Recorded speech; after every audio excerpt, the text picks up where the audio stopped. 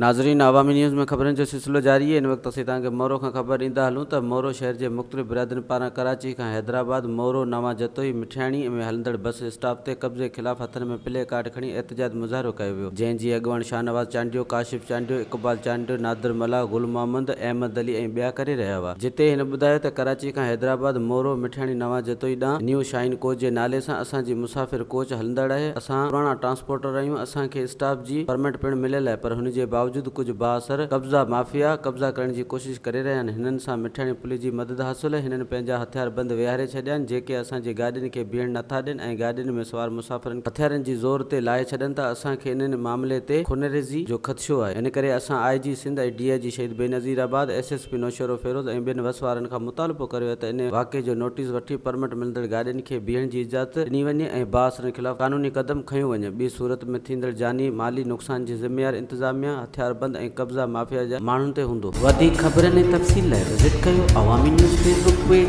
YouTube page ऐं अवामी news website.